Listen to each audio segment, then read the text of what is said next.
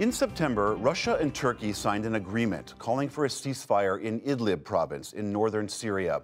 Both countries were supposed to guarantee that attacks inside Idlib would be avoided.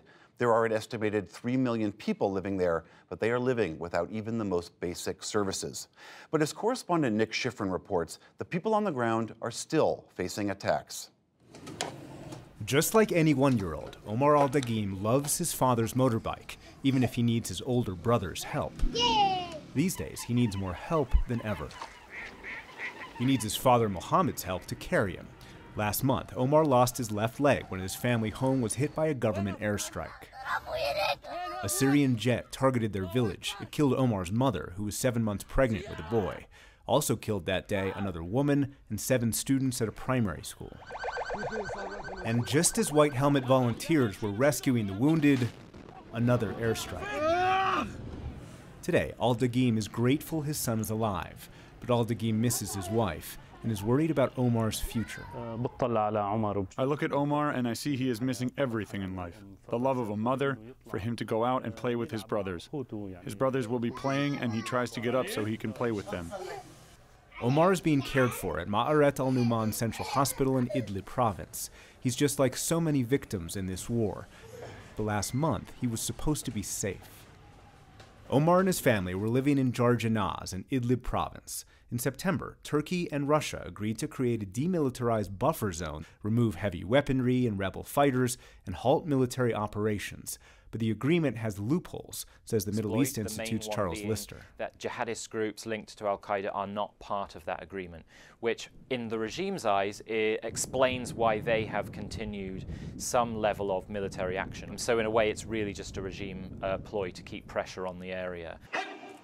Keep pressure on the province that is the rebels' final stronghold. No one rebel group is in control, but the most dominant is Hayat Tahrir al-Sham, known as HTS, a sub-branch of al-Qaeda. The militant's presence provides the Syrian government an excuse to continue targeting. And that targeting looks like this: hallowed buildings, body bags, and thousands fleeing an onslaught the buffer zone was supposed to prevent. Idlib is home to 3 million people, many of whom are internally displaced. Hundreds of thousands live without basic services, in overcrowded camps, or in the remnants of bombed-out buildings. Miriam Al-Dagim works at a women's center. She fled the bombing in Jarjanaz and says she's a long way from going back home. As long as the regime forces remain at the front lines and the shelling continues, it's impossible to return, because the situation is not secure at all. Anytime we think of coming back, the shelling and bombardment starts again. The only reason the bombing isn't worse is that Syrian ally Russia is reluctant to launch a full-on offensive, and the Syrian regime can't move forward without Russia's support. Retaking Idlib would be a huge military challenge, and most of the onus of responsibility for a successful campaign would fall on Russia. So Russia's patience, I think, here is key. And at least for now, Russia's patience is translating into regime patience. Turkey is also resisting a full-scale Idlib onslaught. Turkish troops monitor the buffer zone, and Turkey is hoping to prevent more Syrian refugees from joining the already 3 million refugees inside Turkey. A major escalation in Idlib is literally Turkey's worst-case scenario. And so Turkey is expending a huge amount of energy, a lot under the surface and behind the scenes, to convince the whole spread of armed groups to sustain this deal. And so that means most of the countries operating in Syria want to see political progress. This month, the foreign ministers of Iran, Russia, and Turkey met in Geneva with retiring UN envoy Staffan de Mistura. Russian Foreign Minister Sergei Lavrov said the countries were determined to set up a new committee to rewrite Syria's constitution. The U.S. has tried to pressure Russia and the Syrian regime by withholding reconstruction aid and blocking refugee repatriation, as top U.S. envoy James Jeffrey said earlier this month. None of those things are happening, and they're not going to happen until the political process makes progress, as far as I can see. And I don't see a change in that, and I think that's dawning on at least the Russians.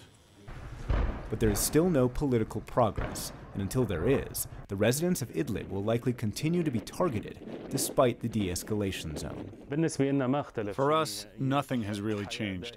For us, there is no difference in the end. Life has not become better, quite the opposite. Now, tension has increased. We feel that there is literally no one left in Jarjanaz. The town is completely demolished. Residents with nowhere else to flee have little optimism. We asked Miriam Al-Dagim whether she had any hope for the future. No, as long as the situation continues like this, it's impossible to have hope. Just before the airstrike, Omar's family took this video. He had just learned to walk. Today, Omar's best hope is to make it to Turkey to receive a prosthetic leg. His missing limb is another sign the heaviest price paid in this war is paid by civilians. For the PBS NewsHour, I'm Nick Schifrin.